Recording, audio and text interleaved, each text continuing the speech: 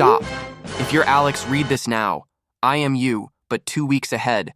Don't listen. Who even? This has to be a prank. 2 weeks? Prove you know me. You left the bookstore with a blue bookmark under your thumbnail yesterday. Okay, that's weird. I did bite a corner. But anyone could know that. No. In a week, you'll wake screaming at 3:17 am because your left elbow will glow. My elbow glow? Seriously? Stop. Are you trying to gaslight me? It's not gaslighting. It's a scar you'll ignore until it pulses like a second heartbeat. A second heartbeat? That's impossible. What does it look like? A tiny black seam under the skin. It hums like metal in winter. You will hide it. Hide it from who? From you? From me? This is getting creepy. From the mailman you ignore. From the woman at the deli who asks about your name.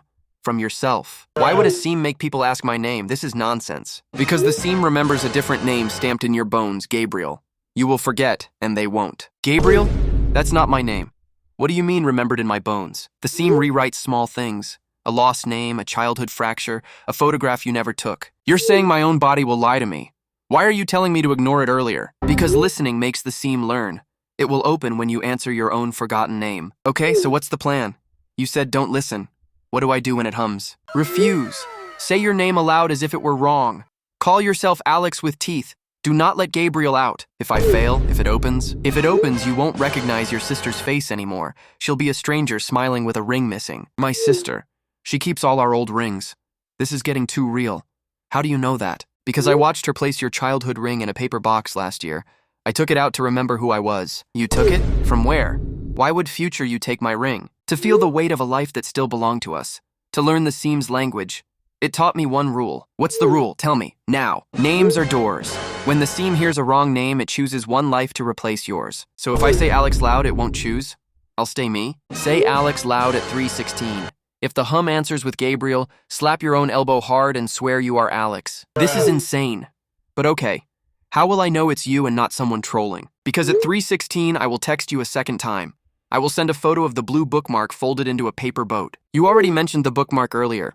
Why a paper boat? Because we used to float wishes on it with our sister at the canal.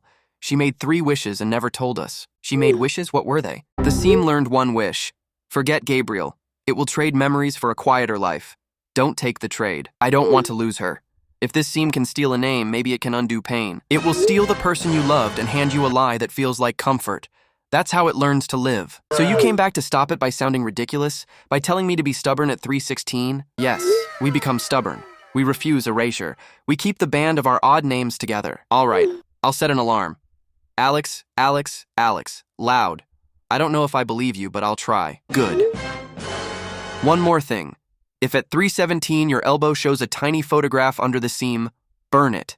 Never let it be scanned. A photograph? Whose photo? Is this... Are you really me? Yes. And if you do everything right, you'll wake remembering everything, including why we became so afraid of names. Okay, I'll try. Text me at 3:16 with the boat photo. Make it impossible to fake. I will. One last warning. When you wake, don't search for Gabriel in mirrors. He won't be where you expect. Why not? Where will he be? In the things you left behind. A paper boat, a missing ring, and a name on a grocery list you don't remember writing. This is terrifying. I'm setting the alarm now. Please be real. Please be me. I am. And one more detail. So you'll know this isn't a trick. The grocery list has milk, bread, Gabriel in my handwriting. If it's there, I'll believe. If not, I don't know. Either way, at 3:17, burn the photograph. Whatever it shows, don't let the seam trade you for peace. Alarm set. Mouth ready. Slap ready. If you really are me, thank you. If not, then call the deli. Tell them your name is Alex and refuse the ring when it vanishes. Stay stubborn. I will. One way or another, I won't hand over my name without a fight. Good. See you at 3:16. And Alex, when you answer your name, mean it with teeth. I will. Wait, did you just sign off as Alex or Gabriel? I signed off as both. Because when the seam learns stubbornness, it remembers how to be kind. Okay? See you at 3:16. And if a photograph appears, burn it. No scans. One last twist. When you check the grocery list now, the third item will already be crossed out in shaky ink. I checked. It's crossed out. My hand is shaking. Why is my handwriting crossing it out? Because we forgot crossing things out can be protection. We used to cancel names like spells. See you soon. I don't know whether to cry or laugh. I'm terrified but oddly calmer. Thank you, Alex. You're welcome. Remember, names are doors, slapping is stubbornness, burning is mercy. Be brave. I'll be brave. 3:16 is set. If I make it through, we'll laugh about this someday. If you make it through, you'll find the ring returned with a note. We kept our names. If not, the seam has other plans. 316. Alex. Teeth, slap, burn, paper boat, ring, grocery list. I won't forget. Good. One final irony. If the seam learns names by stealing, maybe its favorite name is our own. Guard it. Understood. See you at 316. If anything else happens, text. If you disappear, I swear I'll fight. I will text. But remember, the seam might already be practicing. Check the blue bookmark now. I opened the bookmark. There's a tiny folded photo inside. It's of me, smiling with a different name scrawled.